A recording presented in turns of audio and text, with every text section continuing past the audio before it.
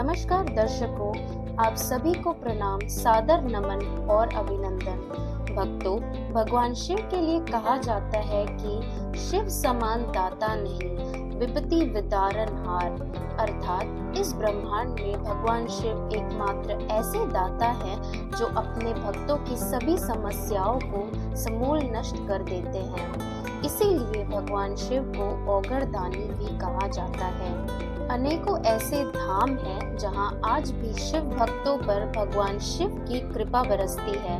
भगवान शिव को समर्पित कुछ ऐसे मंदिर भी है जहां से मृत्यु के देवता यमराज भी हार कर लौट गए थे। ऐसा ही एक मंदिर है कैथी धाम का मार्कंडे महादेव मंदिर, जहां हम आज आए हैं। ये देखिए, पंडित जी ने हमारे माथे पर तिलक लगाया। उसके बाद पूजा की सामग्री लेकर हम बढ़ चुके थे मंदिर के गर्भगृह की ओर। उसके पहले पंडित श्री राजेश गिरी जी ने हमारे दर्शन करवाए गणेश जी के।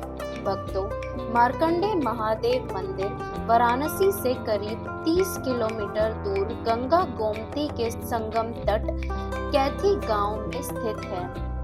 यह स्थान वाराणसी गाजीपुर राजमार्ग पर पड़ता है।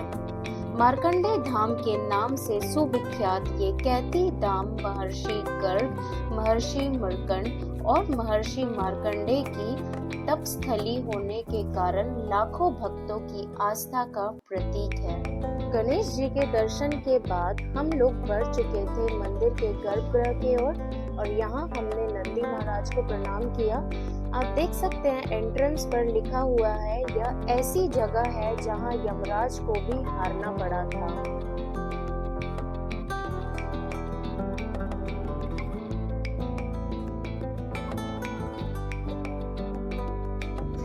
दर्शकों, यो तो मार्कंडे महादेव मंदिर में प्रत्येक सोमवार, प्रदोष और तेरस को भक्तों और श्रद्धालुओं की भीड़ उमड़ी रहती है, लेकिन शिव आराधना को समर्पित श्रावण मास, पुरुषोत्तम मास, मलमास, अधिक मास व महाशिवरात्रि आदि महापर्वों में तो यहाँ आने वाले भक्तों की संख्या लाखों में होती है।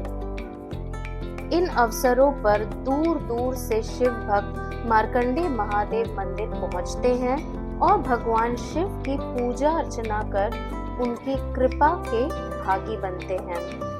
हजारों कावड़िए कावड़ लेकर पैदल आते हैं और मार्कंडे महादेव को कावड़ अर्पित कर जलाभिषेक करते हैं।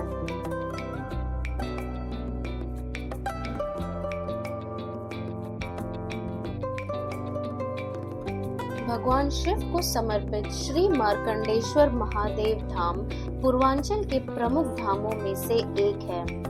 मार्कंडे पुराण में यहाँ प्रतिष्ठित शिवलिंग को 12 ज्योतिर्लिंग के समकक्ष बताया गया है और इस शिवलिंग को स्वयंभू ज्योतिर्लिंग भी कहते हैं। दर्शकों, मार्कंडे महादेव मंदिर से जुड़ी एक पौराणिक कथा है जिसके अनुसार ऋषि मर्कंड और उनकी पत्नी अरुंधति भगवान शिव के परम भक्त थे, परंतु उनकी कोई संतान नहीं थी। वो संतान की कामना से भगवान शिव की कठिन तपस्या करने लगे। उनकी तपस्या से प्रसन्न होकर एक दिन भगवान शिव ने उनके समक्ष साक्षात प्रकट होकर दर्शन दिए। ऋषि दंपति ने भगवान शिव से पुत्र प्राप्ति का वरदान मांगा। भगवान शिव ने कहा कि आपके दाम्पत्य जीवन में पुत्र सुख नहीं है, लेकिन आपने मेरी पूजा की है, इसीलिए आपके सामने 2 विकल्प है कि सामान्य पुत्र जिसकी आयु लंबी हो या असाधारण अल्पायु पुत्र जिसकी आयु केवल 12 वर्ष होगी। दंपति ने भगवान शिव से एक असाधारण अल्पायु पुत्र प्रदान करने का अनुरोध किया।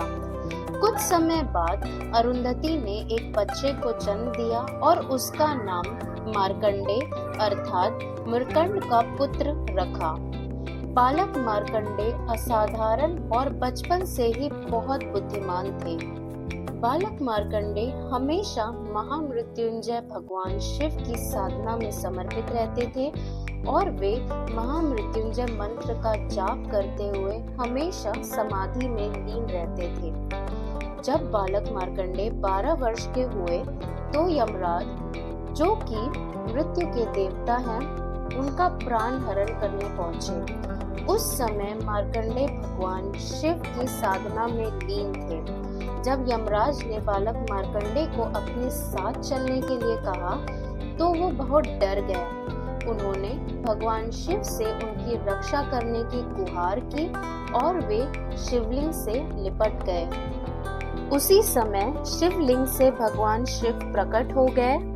भगवान शिव को देखकर यमराज उनके समक्ष नतमस्तक हो गए। भगवान शिव ने बालक मार्कंडे की प्राण की रक्षा की और बालक मार्कंडे को दीर्घायु होने का वरदान देते हुए कहा कि मेरा भक्त सदैव अजर अमर रहेगा और मेरी तरह इसकी भी पूजा की जाएगी। इसका नाम सदैव मेरे साथ जुड़ा रहेगा। और भगवान भोलेनाथ ने अपने परम भक्त मार्कंडे को कहा कि आज से जो भक्त इस स्थान में आएंगे, मेरे समान तुम्हारी पूजा अर्चना करेंगे, वो सदैव अकाल मृत्यु से सुरक्षित रहेंगे। तभी से इस धाम में विराजमान भगवान शिव को मार्कंडे महादेव के नाम से जाना जाता है। मार्कंडे महादेव महामृत्युंजय भी है।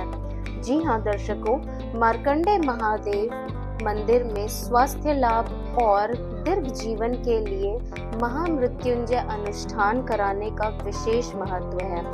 इसीलिए यहाँ तरह तरह की समस्याओं से ग्रसित लोग आते हैं और देवादिदेव महादेव सभी के दुखों को दूर कर उन्हें अपनी कृपा प्रदान करते हैं।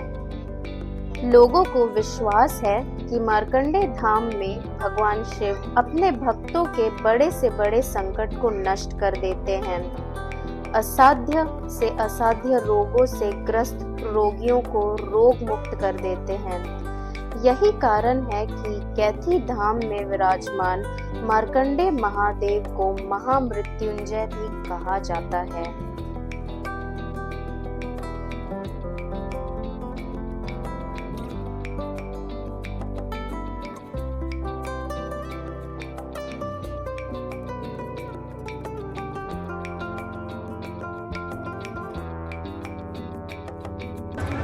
यहाँ पर शिव जी का प्रकट जो है, ये शिवलिंग है, ये भगवान शिव यहाँ प्रकट हुए हैं और ये यमराज आया है।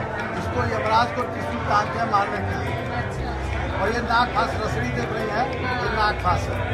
ये यहाँ का चित्र है। जिस समय तब ये भगवान पकड़ लेते हैं ना, वीरासन में होकर ऐसे करते, तो ये चंद्रशेखर चंद्रशेखर चंद्रशेखर इमाम चंद्रशेखर चंद्रशेखर चंद्रशेखर, ये मार्कंडे है।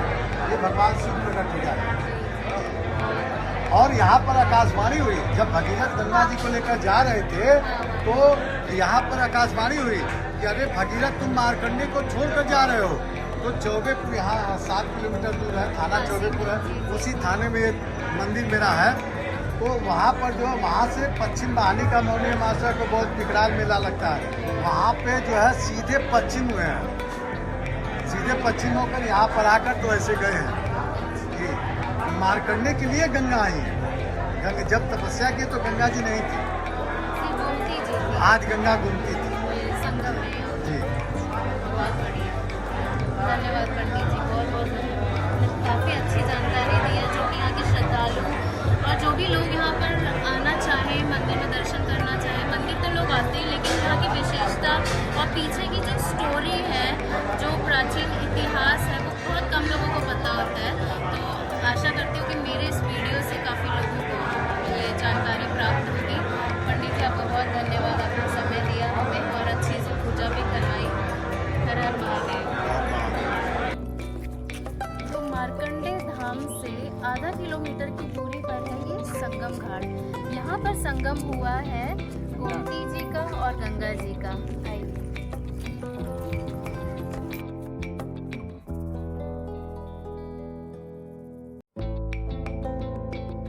दूर दूर से लोग यहाँ आते हैं और गंगा गोमती जी के संगम का खूबसूरत नजारा देखते हैं। दोनों नदियों का पानी जैसे कि आप देख सकते हैं काफी साफ सुथरा है और यह स्थान बहुत ही सुंदर और शांत स्थल है दर्शनार्थियों के लिए।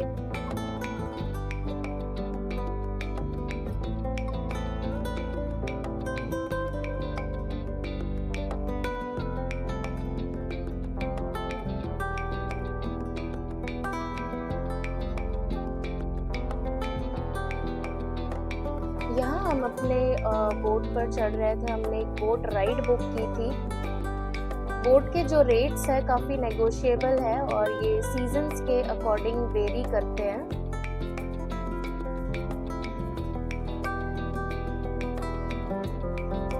आसपास बहुत ही सुंदर पक्षी हमारी ओर आ रहे थे। हम लोगों ने बोट राइड बुक की थी ताकि हम गंगा जी और गोमती जी के संगम को नजदीक से देख सके।